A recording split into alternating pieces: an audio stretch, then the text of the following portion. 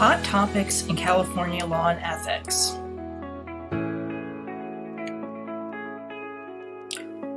Should I write letters for emotional support animals for my clients or not?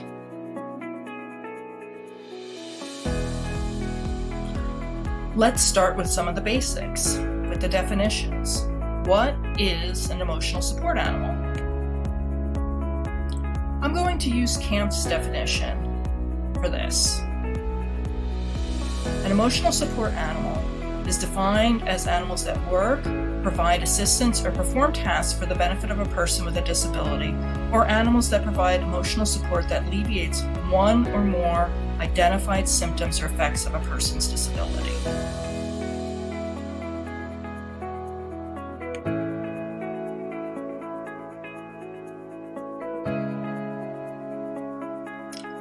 An emotional support animal is different from a service animal.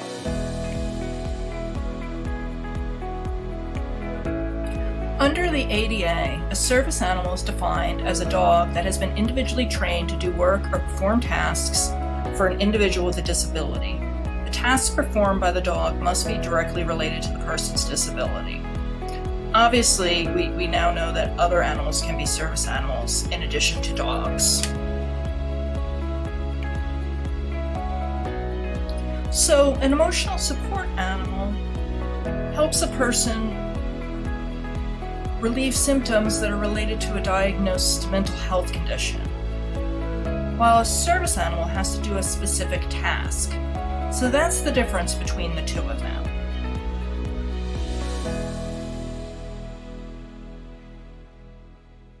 In California, the definition of disability is very expansive.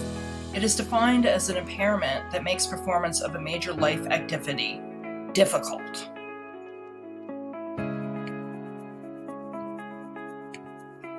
So what is a reasonable accommodation? The ADA, which is the Americans with Disabilities Act, requires an employer to provide reasonable accommodation to qualified individuals with disabilities who are employees or applicants for employment, unless to do so would cause undue hardship.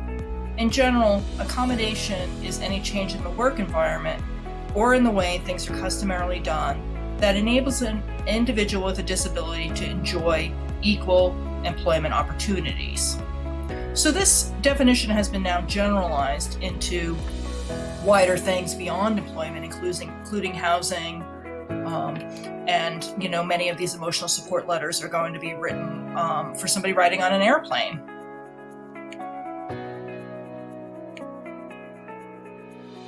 So why did I run through all of these definitions? Because if you choose to write an ESA letter, you are requesting a reasonable accommodation for a person with a disability in terms of their emotional support.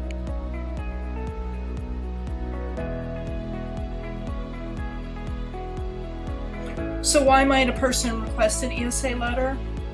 It feels like the most common reason right now is for a flight, and many of the airlines have their own forms for this.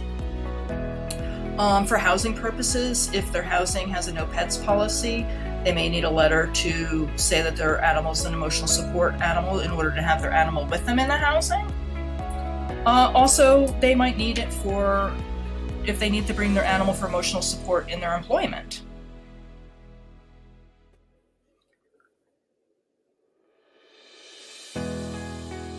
What do the professional organizations say about ESA letters? The American Counseling Association is the only organization that recommends not writing them.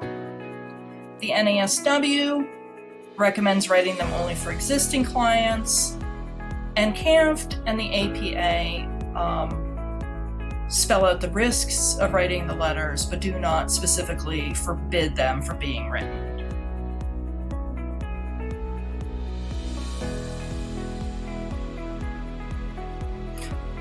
What are some of the issues that the professional organizations raise? First, have you been able to adequately assess the client? Are you in a dual role with the client as a therapist and as an evaluator? Will writing or not writing the letter affect the relationship with the clients? Can you specifically say that the animal helps the client with their disability?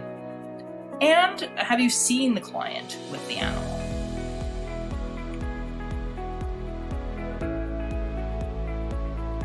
Reasons that you may want to write the letter for your client.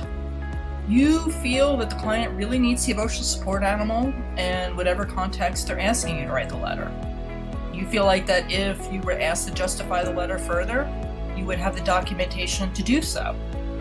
And the client also has a diagnosis that would qualify them for a letter. You practice from a social justice perspective and feel like there's issues of social justice that arise here, such as issues of class since in the areas of housing it is people that rent housing that need letters, and in general they might be less economically able than a homeowner. Or you commonly write letters for clients for other reasons and feel like this is the same.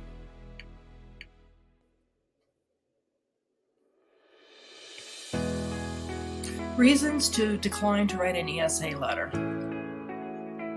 So the research that's been done and the articles that have been written talk about that there's no research showing emotional support animals have therapeutic benefit. So if you believe that, then you shouldn't write a letter. Others believe that providing such a letter provides an ethical conflict for a therapist, as it may be a conflict of interest between a clinical role and a forensic one. Also, therapists may feel pressured to provide the letter or lose their clients. And thirdly, the therapist may be an advocate for their client and therefore may not be the best person to write an unbiased letter on behalf of their client.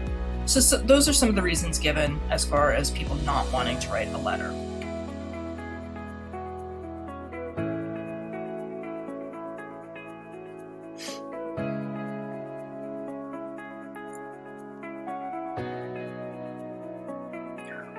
Why are emotional support animal letters such a hot topic right now?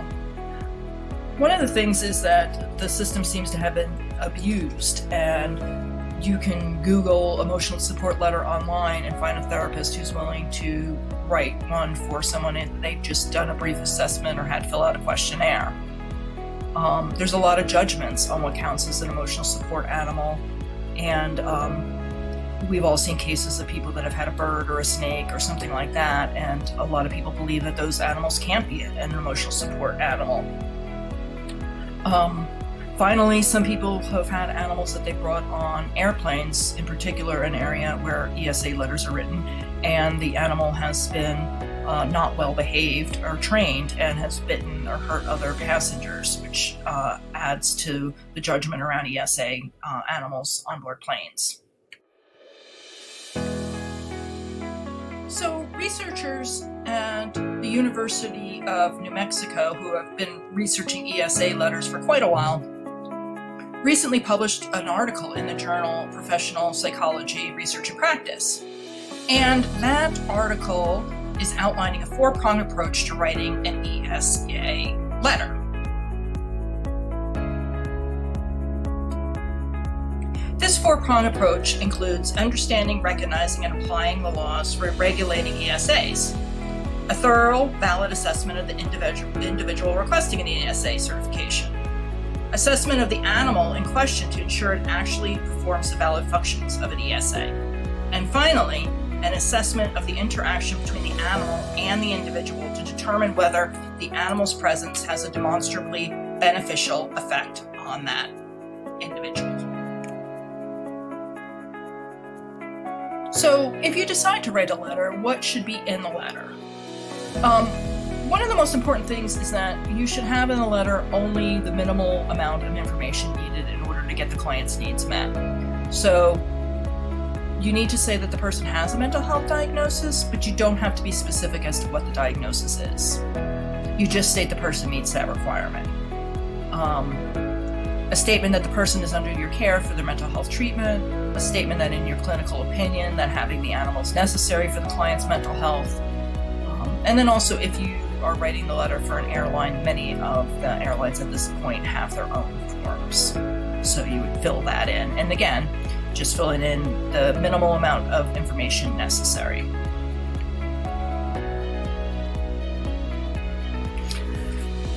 At At the end of the day, this really kind of comes down to the therapist's best judgment and their comfort level.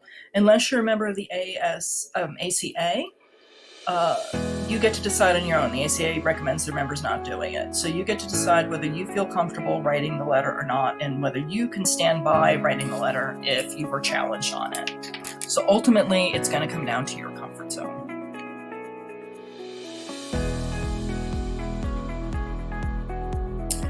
Thanks for listening, and I hope this presentation has helped you decide whether you might want to write these letters for your clients or not.